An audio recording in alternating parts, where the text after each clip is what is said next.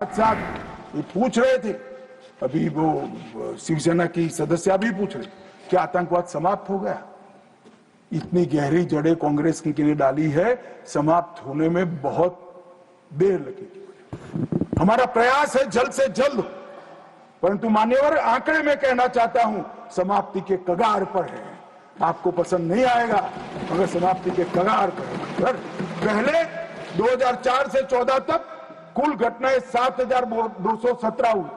7,217, 7,217 और जून 15 से मई 25 तक 2150, 70% की कमी हो गई। मानव आतंकवादी घटनाओं में 70% कमी।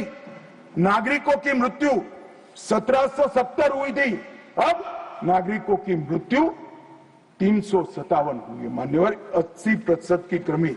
और सिक्योरिटी फोर्सेस 1060 मारे गए थे, अब 542 मारे गए हैं। मान्यवर 49% की कमी। एकीकृत जांच चौकी अटारी की जो चल रही थी उसको हमने बंद कर दिया। सार्क वीजा समाप्त कर दिया। 24 घंटे में सारे पाकिस्तानी नागरिकों को हमने वापस भेजना शुरू कर दिया। नई दिल्ली स्थित पाकिस्तानी उच्चायोग में रक्षा, सैन्य, नौसेना और वायुसेना के सलाहकारों को अवांछित व्यक्ति घोषित किया गया और दोनों उच्चायोग में स्टाफ को कम करा दिया गया। 55 से घटकर 30 करा गया और सीसीएस ने संकल्प लिया कि भेजने वाले और कृत्य करने वाले दोनों को दंडित किया जाएगा। इसके लिए सेना को खुली छूट देने का काम सीसीएस ने। ये पूछ रहे थे कल क्या हुआ, कैसे हुआ। सीसीएस के फैसले जो है वो मीडिया में आए थे मगर उनको पढ़ना नहीं है, क्योंकि सारे जो फैसले लिए वो उनके द्वारा किए हुए निर्णयों को रद्द करने के और उनकी नीतियों के खिलाफ जो निर्णय हुए वो है।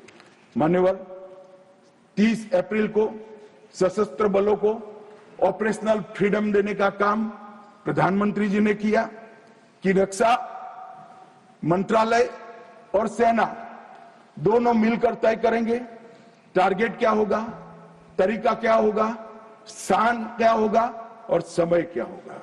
और इसको हमारे सेना के जवानों ने इसको बहुत बखूबी निभाया। मान्यवर मैं तीनों सेनाओं को इस सदन के इस चर्चा में बहुत बहुत सम्मान के साथ साधुवाद देता हूं। 7 मई को रात को 1:04 पर पाकिस्तान के 9 आतंकी अड्डों को ध्वस्त कर दिया। रक्षा मंत्री जी ने लोकसभा में बताया कम से कम 100 लोग मरे, 100 से ज्यादा मरे मगर कम से कम 100 मरे। और मान्यवर लश्कर तैयबा, जैसे मोहम्मद और हिजबुल मुजाहिदीन ये तीनों के हेडक्वार्टर को ध्वस्त करने का काम नरेंद्र मोदी सरकार ने किया, हमारी सेनाओं ने। एनआईए ने बहुत विगत जांच करी है मान्यवर, लगभग 1055 लोगों के स्टेटमेंट लिए हैं। इसके आधार पर इनके रेखाचित्र भी बनाए गए। उसके बाद ट्रैकिंग करते हुए 2 दिन जिन्होंने इनको आसरा दिया था वो ढोंक के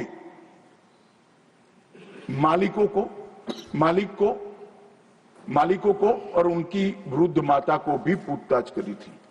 ये जो मृतदेह मिले आतंकवादियों के, उसका परिचय, उसकी शिनाख्त ये तीनों लोगों ने कर ली है। ये तीनों लोगों ने कहा कि यही आतंकवादी है जो 21 तारीख को हमारे ढोंक में रुके थे और हमसे खाना लेकर गए थे। तो एक और सबूत हमारे पास आ चुका है। चेहरे का मिलान भी कैमरे के माध्यम से बहुत अच्छे तरीके से संतोषजनक रीत से हुआ है।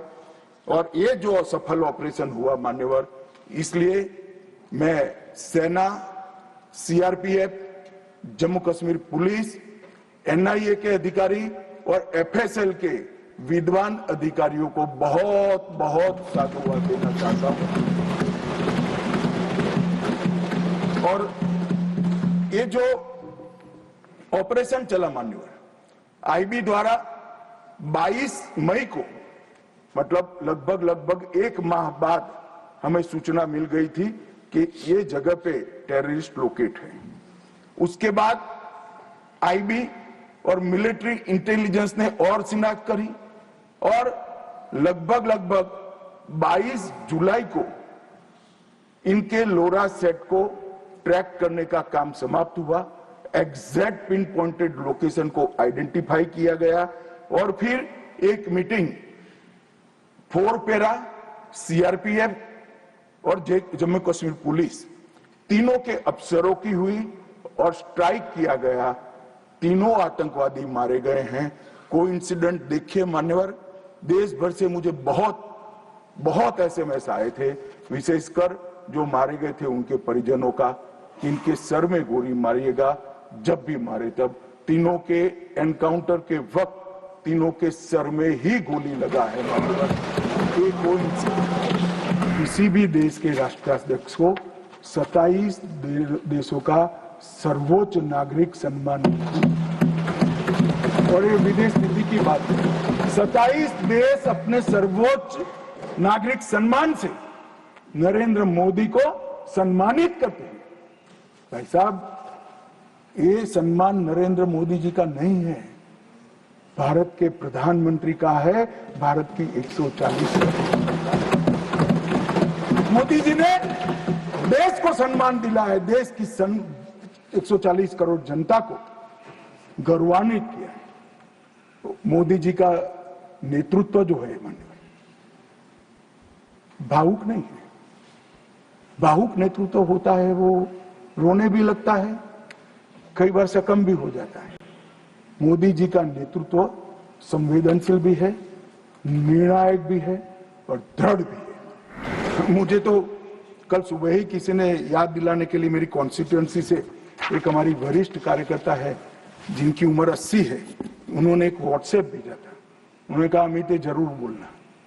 अब मैं इतनी वरिष्ठ कार्यकर्ता की भावना को टाल नहीं सकता मान्यवर। उन्होंने एक व्हाट्सएप में वीडियो भेजा जिनमें सोनिया गांधी जी के घर से दौड़ते दौड़ते सलमान खुर्शीद जी आंसुओं से लहस बाहर आते, बाहर मैनेज मीडिया खड़ा है, उसके सामने कहते हैं कि सोनिया जी पूरी रात सो नहीं पाती है, इनके आंसू देखकर मेरी आंख से आंसू दिख रहे। ठीक है भाई, किस लिए आंसू बहाए? बाटला हाउस में वो पाकिस्तान प्रेरित आतंकवादी मारे गए, उसके लिए। अरे सोनिया जी, आंसू बहाना था तो बाटला हाउस एनकाउंटर में जो मोहन शर्मा शहीद हुआ, इसके लिए बहाते हैं। आप किसको प्रोटेक्ट करते? वोट बैंक का एक खेल।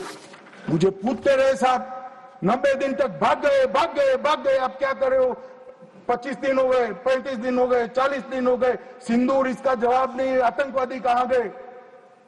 चलो भाई, ये तो भाजपा सरकार है, सेना ने ठोक दिया, सीआरपीएफ ने ठोक दिया, हो गया हमारे काम। अब मैं पूछना चाहता हूं, दाऊद इब्राहिम जिसने मुंबई में सीरियल धमाके गए, किसके राज में भागे मान्यवर?